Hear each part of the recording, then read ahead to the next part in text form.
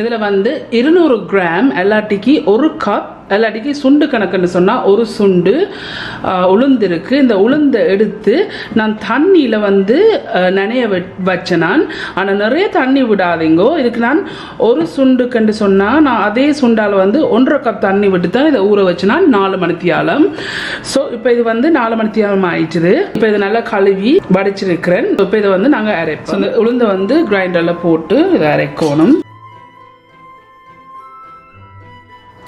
இதில் வந்து 3 காம்பு கருவேப்பிலை இருக்குது. ஸோ கொஞ்சம் கருவேப்பிலை இதில் சேருங்க. உங்களோட உரைப்புக்கு ஏற்ற மாதிரி இதில் பச்சை மிளகா நீங்கள் போடுங்க. பட் நான் இதுக்கு 3 சின்ன பச்சை மிளகா போடுறேன்.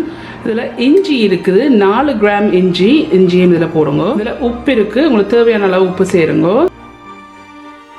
இப்போ இதை மூடி போட்டு அரைச்செடுப்போம். ஸோ இப்போ இதை நாங்கள் வந்து அரைச்செடுப்போம். ஆகலும் ஸ்மூத்தான பேஸ்ட்டாக அடிக்க தேவையில்லை. ஒரு ரவ்வே இருக்கும் தானே, இந்த ரவ்வையோட பதத்துக்கு இதை அரைச்சி எடுத்தீங்கன்னா காணும். ஸோ இதுக்கு நீங்கள் தண்ணி சேர்த்து அரைக்கக்கூடாது. தண்ணி சேர்க்காம தான் இதை அரைச்செடுக்கணும். ஸோ இப்போ நான் இதை அரைச்சி எடுத்துருக்கிறேன். ஆகலும் பட்டை இல்லை, ஆகலும் பட்டை அரைக்கையில் அந்த ரவ்வை இருக்குமில்ல, அந்த ரவ்வையோட பதத்துக்கு வரும், அந்த குருணி, அந்த ரவ்வையோட குருணி வரும், அந்த பதத்துக்கு வந்து இதை அரைச்சி எடுத்தீங்கன்னா காணும். ஸோ இப்போ இதை நான் அரைச்சிட்டேன். இந்த உளுந்தெல்லாம் நல்லா அரைச்சிட்டேன். ஸோ இதை அரைக்கிறதுக்கு நான் எந்த விதமான தண்ணியும் சேர்க்கையில் கழுவி வச்சு வடிய வச்சு அந்த ஈரத்தோடைய வந்து இதை அரைச்சி எடுத்துருக்கு. ஸோ இப்போ இதை அரைச்சிட்டேன். இப்போ இதுக்கு வந்து 1 டேபிள் ஸ்பூன் மாஜரின் இருக்குது. இந்த மாஜரின் இதில் போடுங்க. இதில் வந்து 1/2 டீஸ்பூன் சின்ன சீரகம் இருக்குது, கியூமன் சீட்ஸ். இப்போ இதையும் இதில் போடுங்க. இதில் வந்து 1/2 டேபிள் ஸ்பூன் பேக்கிங் சோடா இருக்குது, இதையும் இதில் போடுங்க.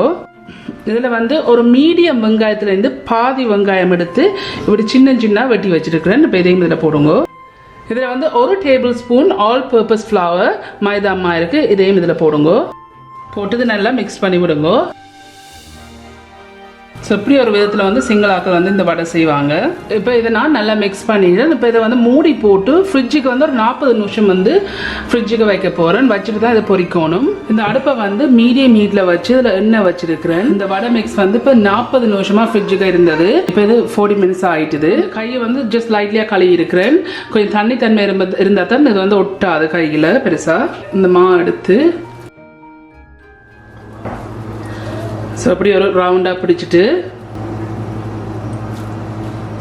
இப்படி நடுவில் ஒரு ஓட்டை போட்டிங்கன்னு சொன்னால் சரி. நல்ல கோல்டன் ப்ரௌனாக வர வரையும் இதை பொரிச்செடுக்கணும். ஸோ திருப்பி கொஞ்சம் தண்ணி சேர்த்துருக்கோம். கையில் கொஞ்சமாக எடுத்து இந்த அப்படி ரவுண்டாக போலியாக உருட்டிட்டு ஓட்டை போட்டுட்டு இப்படி ஒரு ஹோல் ஒன்று மேக் பண்ணிவிட்டு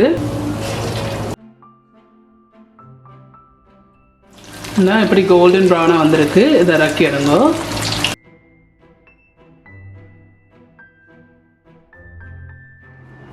ஓகே ஃப்ரெண்ட்ஸ், இந்த வடையெல்லாம் செய்து முடிஞ்சுது. ஸோ இதுதான் சிங்களாக்கள் செய்கிற ஒரு விதமாக செய்கிற வடை.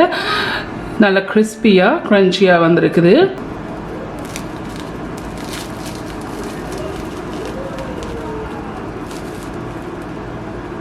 ஸோ இந்த வடை வந்து செய்து முடிஞ்சுது. ஸோ உங்களுக்கு இந்த வீடியோ பிடிச்சிருந்ததுன்னு சொன்னால் மறக்காமல் தம்ஸ் அப் பண்ணுங்கள். இந்த வீடியோ வந்து உங்களோட ஃப்ரெண்ட்ஸ் அண்ட் ஃபேமிலியோட ஷேர் பண்ணுங்கள். உங்களுக்கு வந்து இந்த சேனல் வந்து இன்ட்ரெஸ்ட் பிடிச்சிருந்ததுன்னு சொன்னால் சப்ஸ்கிரைப் பட்டன் அமைத்தி அதுக்கு பக்கத்தில் இருக்கிற பெல் ஐக்கன் அமைத்தினா தான் நான் அப்லோட் பண்ணுற வீடியோஸ் எல்லாம் உங்களுக்கு நோட்டிஃபிகேஷன்ஸ் வரும். மீண்டும் இன்னொரு இன்ட்ரெஸ்டிங்கான டிஷ்ஷில் சந்திக்கும் வரையும் நன்றி, வணக்கம்.